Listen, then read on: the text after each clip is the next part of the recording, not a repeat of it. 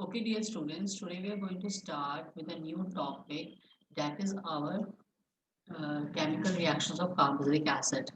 Last class में हम लोगों ने कार्बोनिक एसिड की प्रिपरेशंस, उसके आयुपैक, उसके फिजिकल प्रॉपर्टीज के बारे में पढ़ा था।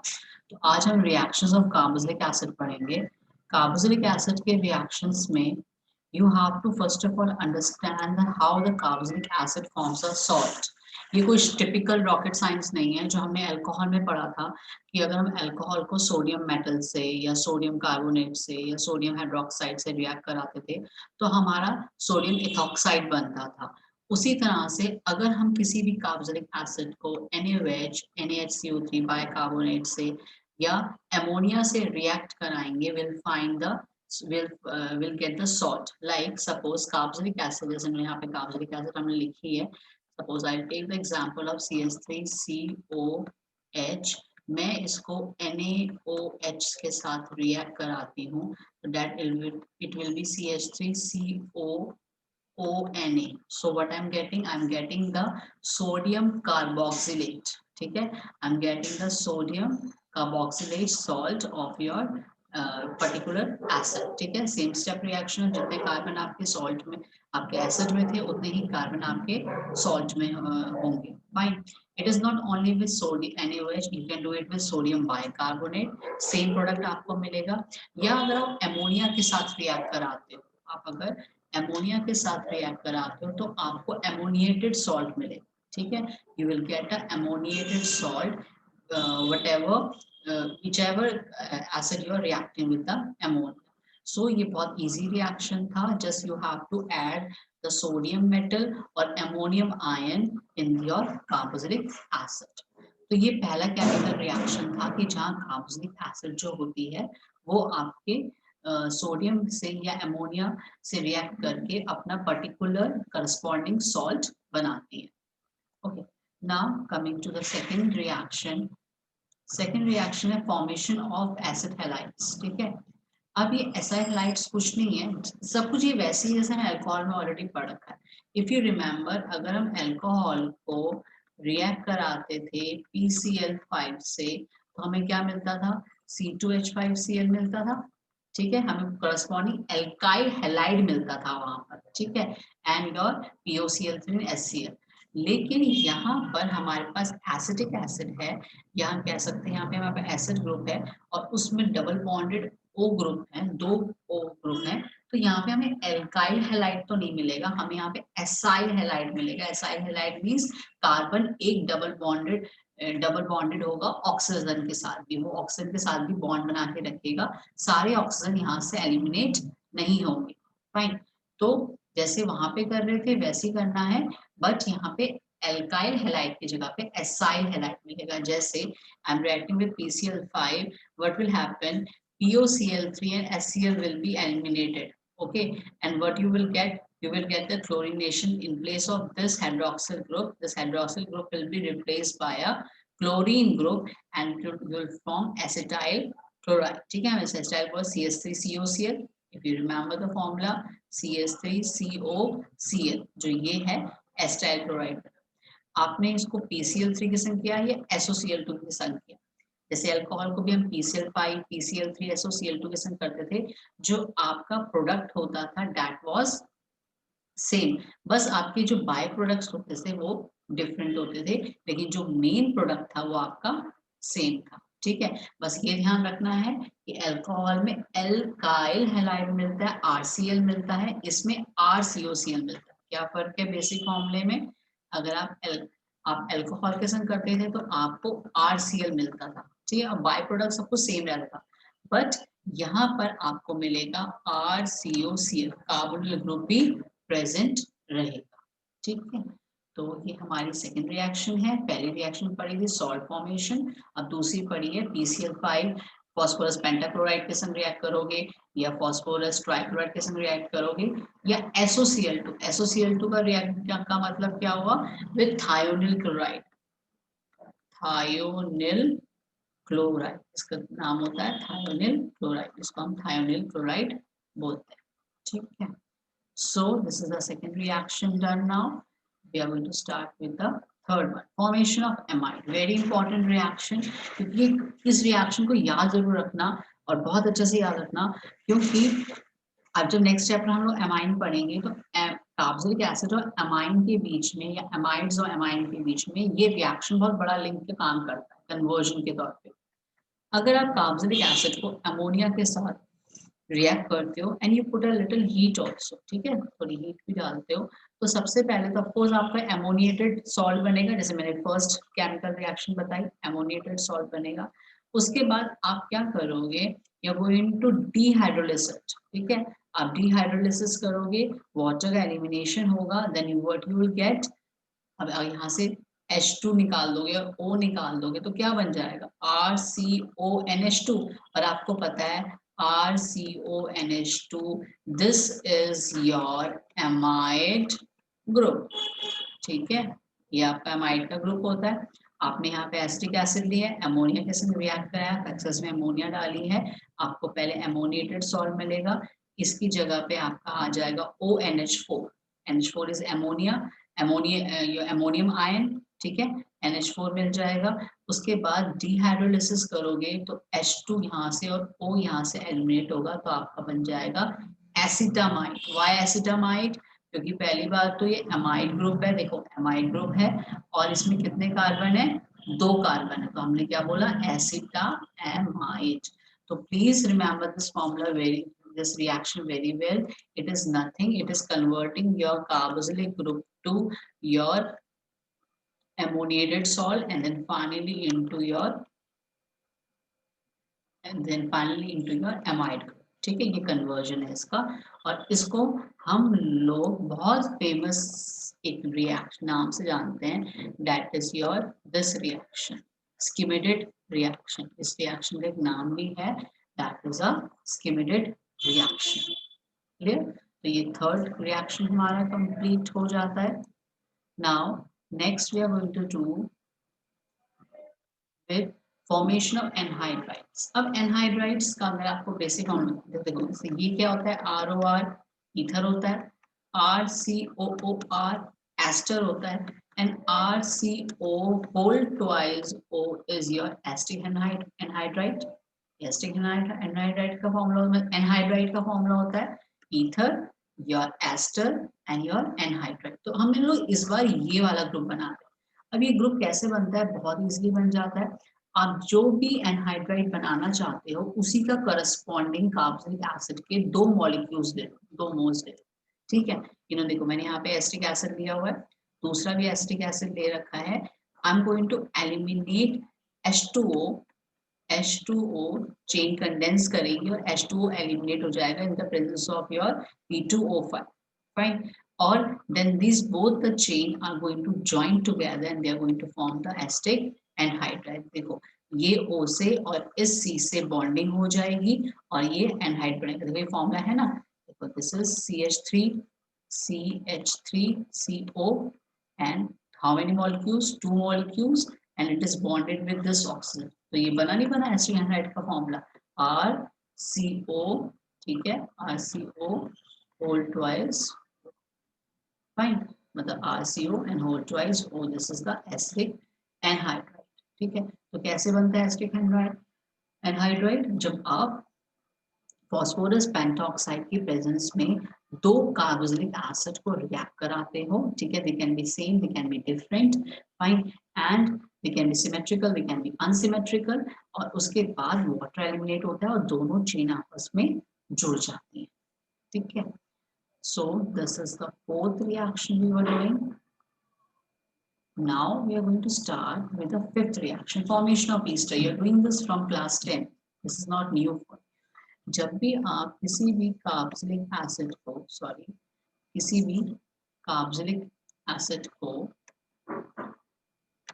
आप अल्कोहल से रिएक्ट कराते हो, ठीक है, they can be symmetrical, they can be unsymmetrical, water eliminate होता है अगेन, लाइक जैसे पहले रिएक्शन में वाटर एलिमिनेट हो रहा था और बनेगा RCOOR। So what is this, this is ester, a sweet smelling agent, ठीक है। और कार्बोक्सिलिक जो ये आपस में जो रिएक्ट करता है, that react in the presence of an H2SO4, तो यहाँ पे भी आपने एसिटिक एसिड लिया है और मीथेनॉल लिया, इसमें से ये चीज एलिमिनेट हुई है वाटर, एंड देन यहाँ से और यहाँ से चेन की चेन जो है वो जुड़ गई है, और इसको क्या बोलेंगे, methyl, small chain is methyl, and then you have your acetate. Acetate means two carbon, हम लोग एस्टर इसको बोलते हैं, टू कार्बन को बोलते हैं, तो मिथाइल एसीटेट। ठीक है, तो this is not the reaction to be remember along, क्योंकि ऑल 10 स्टैंडर्ड्स आप पढ़ते आ रहे हो, ये आपको ऑलरेडी आनी चाहिए। The next reaction we are going to do is your reaction with aluminium, ठीक है, aluminium, lithium aluminium hydride। Class जब हम लोग अल्कोहल पढ़ते आ रहे हैं, मैंने हमेशा बोला है कि alcohol reduced to give aldehydes or ketone, primary alcohol aldehyde देते हैं, और sorry oxidize, I am sorry, alcohol oxidize करके एल्डिहाइड और कीटोन बनाते हैं, प्राइमरी अल्कोहल ऑक्सीडाइज होकर एल्डिहाइड बनाता है, और सेकेंडरी अल्कोहल ऑक्सीडाइज होकर कीटोन बनाता है, और ये जाके दोबारा ऑक्सीडाइज होकर COOH बनाता है। और अगर हमें इसका, मेरे को इसका यू टर्न लेना हो, वापस जाना हो, तो मैं क्या करूंगी, रिडक्शन करूंगी ना, what I am going to do, reduction. तो इसका मतलब कार्बोक्सिलिक एसिड अगर विग्रस रिडक्शन किया जाए in a presence of strong your reducing agent like lithium aluminum hydride, ठीक है, that's a very strong reducing agent, तो आपको आपका एसिड किस में कन्वर्ट हो जाएगा, अल्कोहल में, the acid is going to convert it to alcohol, this is the one। अब ये तो रिएक्शन पुराना है, ऑलरेडी हम लोग इसको अल्कोहल में पढ़ चुके हैं कि कार्बोक्सिलिक के रिडक्शन से हमें अल्कोहल मिलता है, ठीक है, स्ट्रॉन्ग रिडक्शन से। Now, next we are going to come the reduction of with diborane। अब कार्बोक्सिलिक एसिड से रिडक्शन करने पे अल्कोहल मिलता है, बट वो अल्कोहल हम लोग एलिफेटिक में तो डाल सकते हैं LiLH4, लेकिन एरोमेटिक में नहीं डाल सकते। तो आप क्या करोगे, डाइबोरेन की प्रेजेंस में हाइड्रोलिसिस करोगे एसिड की प्रेजेंस में, तो आपका कार्बोक्सिलिक एसिड किसमें कन्वर्ट हो जाएगा, अल्कोहल में। ये बहुत इंपॉर्टेंट क्वेश्चन भी है, प्लीज इसको लिखना। आता है कन्वर्ट बेंजोइक एसिड, वैसे तो ये और स्टेप्स में भी हो सकता है, बट वन स्टेप में ये तरीका है कि आप इसका क्या कर लो, रिडक्शन कर लो। लेकिन बच्चे क्या करते हैं, बेंजोइक एसिड में LiLH4 डाल के बेंजाइल अल्कोहल बना लेते हैं। That is possible on the paper, but chemically इतना पॉसिबल नहीं है, क्योंकि उसको थोड़े और स्ट्रॉन्ग रिड्यूसिंग एजेंट चाहिए होता है।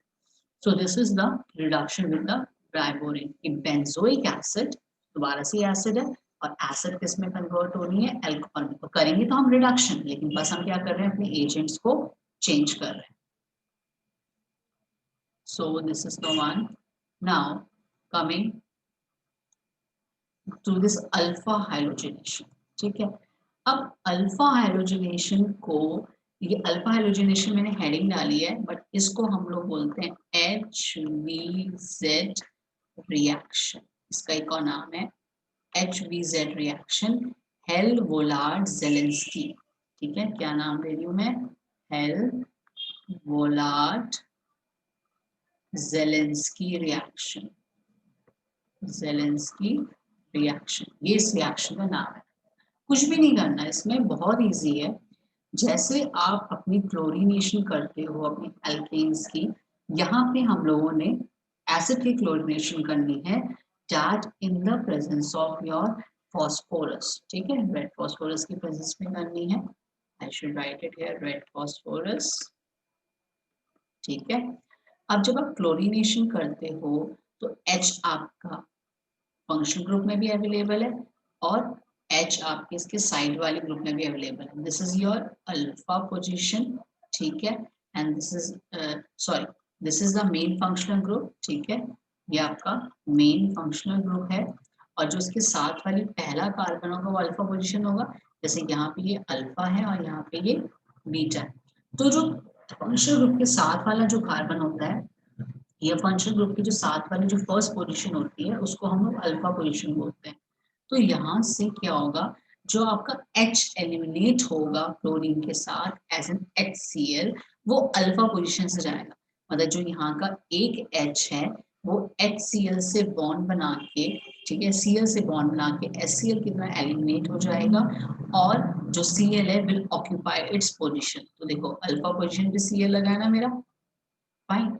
ऐसे आप देखो जैसे मैं प्रोपोनिक एसिड ली है तो जो Cl है वो अल्फा पोजीशन पे रिएक्ट करेगा, तो ये HCl बनाएगा, यहाँ पे निकल गया, और जो दूसरा Cl है वो आपके इस जगह पे लग गया। तो अगर एलिमिनेशन होता है, इसमें मेन टारगेट क्या है, इसमें मेन टारगेट ये है कि HVZ रिएक्शन में आपकी जो डिस्प्लेसमेंट होती है, क्लोरीन और HCl जो वहाँ पे रिएक्ट कराता है वो करता है अल्फा पोजीशन से, मतलब आपके अल्फा पोजीशन से ही H एलिमिनेट होगा और Cl वहीं पर आके लगेगा। So this is all the reaction. Now beside this there are two more important reaction that we want to I want to deal with you, ठीक है। So the next reaction is I was talking about this decarboxylic reaction. Decarboxylic reaction बहुत important है because this is the conversion of your acid group to your alkane group. ठीक है, कभी भी आपने किसी भी एसिड को एल्केन में कन्वर्ट करना है then this is the most important direct reaction to be used. जैसे for example if I take your CH3COOCl CH3COOH, ठीक है, this is your what we say acetic acid. Then if we allow the carboxylation, the presence of NaOH and CaO, ठीक है, calcium oxide and your NaOH, then this CH3 is reduced to CH4 and you get Na2CO3 as a byproduct.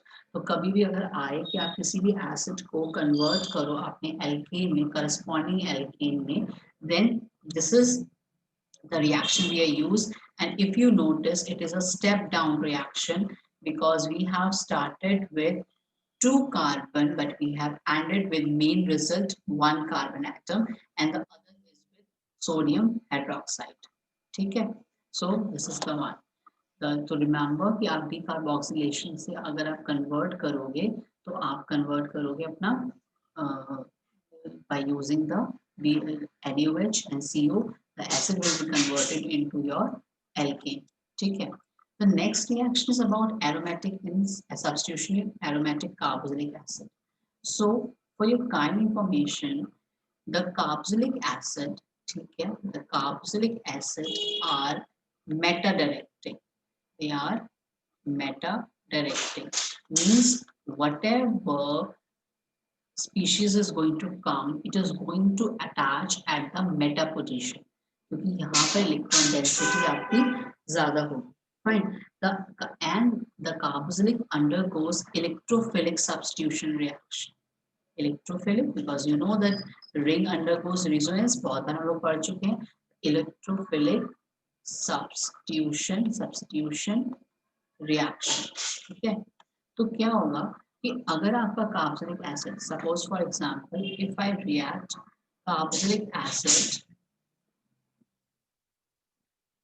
with your Br2, ठीक है, if I'm going to react with it with Br2, ठीक है, in the presence of your FeBr3 and I give a little heat, you will be getting COOH and Br at meta position, ठीक है। So where this electrophile is going to attack, it is going to attack at the meta position. I can take one more example for you.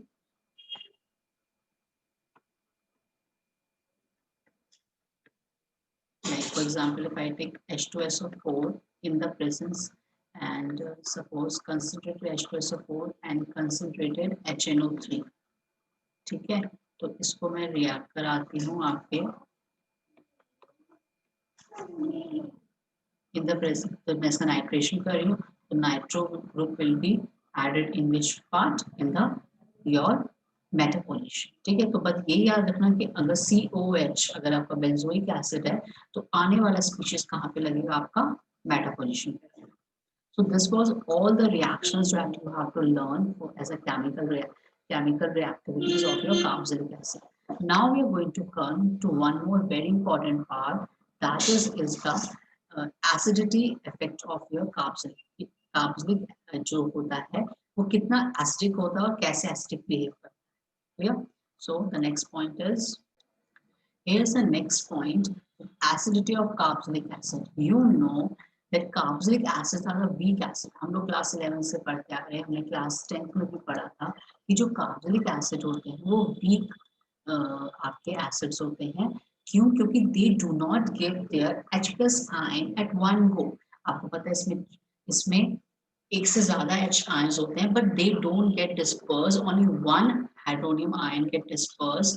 सो अगर आप RCOH का अगर आप hydrolysis करते हो, इसका डिसोसिएशन कांस्टेंट दिखाते हो, it forms a negative ion of carboxylic and an hydronium ion. ठीक है, तो अगर आप इसका इक्विलिब्रियम कांस्टेंट लिखोगे, इक्विलिब्रियम कांस्टेंट क्या होता है? Product over reactant. तो प्रोडक्ट, ठीक है, ये आपके प्रोडक्ट है ओवर द रिएक्टेंट.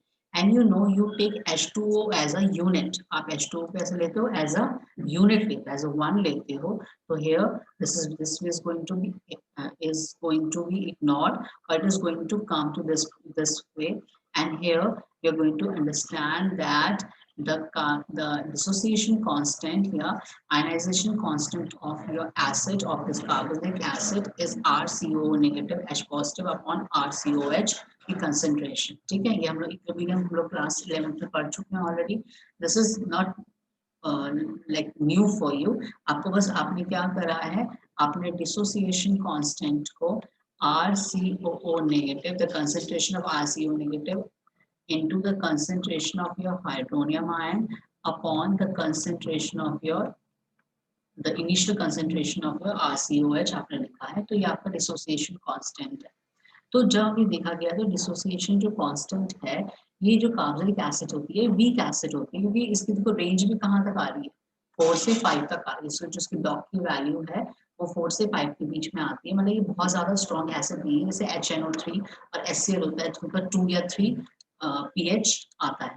ठीक है, तो अब हम लोग को इम्पोर्टेंट क्या पढ़ना है कि जो कार्बोक्सिलिक एसिड होती है वो अल्कोहल से भी ज्यादा एसिडिक होती है. हमने अल्कोहल को एसिडिक बताया था ना.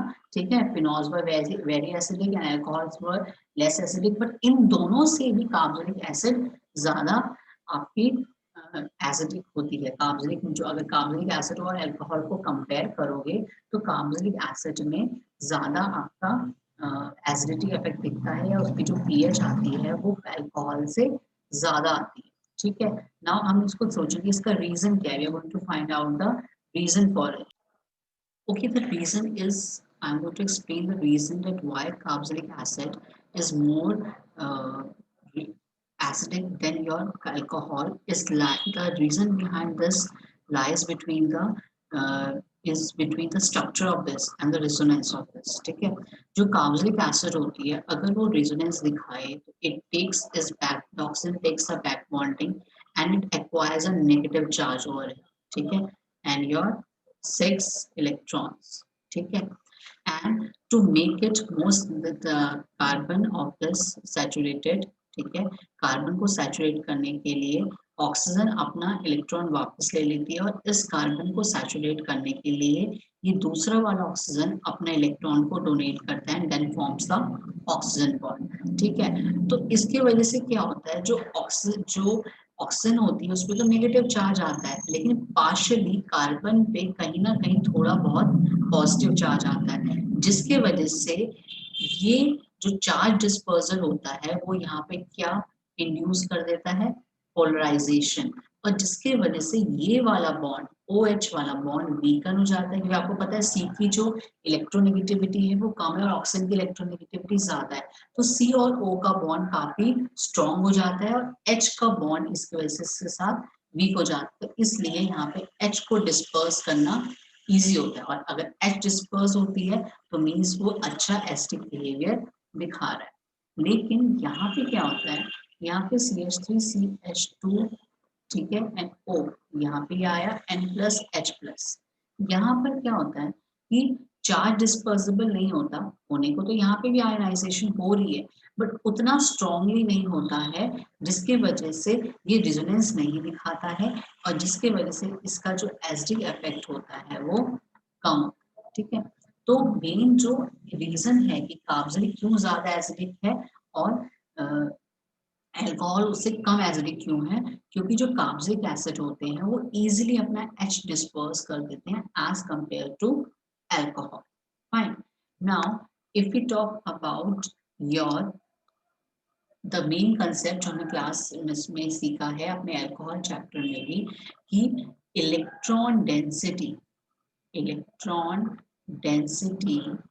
Is inversely proportional to your acidic character. मैं हमेशा इस चीज पे बहुत फोकस करती हूँ जब भी हम लोग ये टॉपिक पढ़ते हैं कि इलेक्ट्रॉन डेंसिटी और एसिडिक कैरेक्टर का इनवर्सली रिलेशनशिप होता है।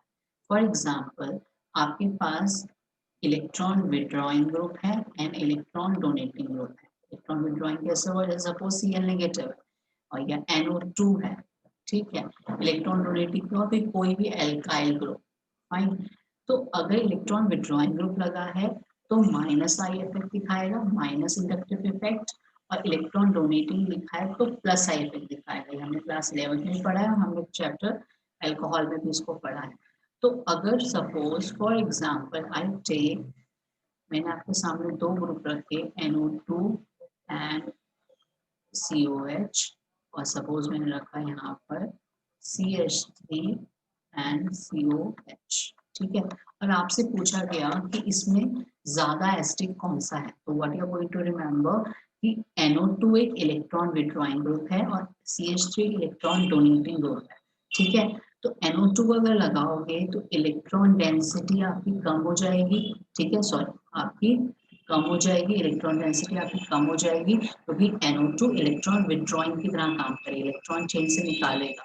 तो इसके वजह से इसका एसिडिक कैरेक्टर बढ़ जाए, और इसका कन्वर्स यहाँ पर होगा, CH3 इलेक्ट्रॉन डोनेटिंग ग्रुप है तो इलेक्ट्रॉन डेंसिटी बढ़ेगी तो एसिडिक इफेक्ट कम हो जाएगा।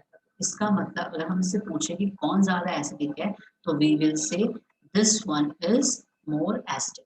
तो ये जो कंसेप्ट वहां पे सिखाया गया था, आप इसको भी यहाँ पर ध्यान रखोगे कि कौन सा ग्रुप, इलेक्ट्रॉन विड्रॉइंग ग्रुप या इलेक्ट्रॉन डोनेटिंग ग्रुप आपके चेन के साथ लगा है और वो किस तरह से काम करेगा, ठीक है। So this was the all the end of the carboxylic acid. Okay?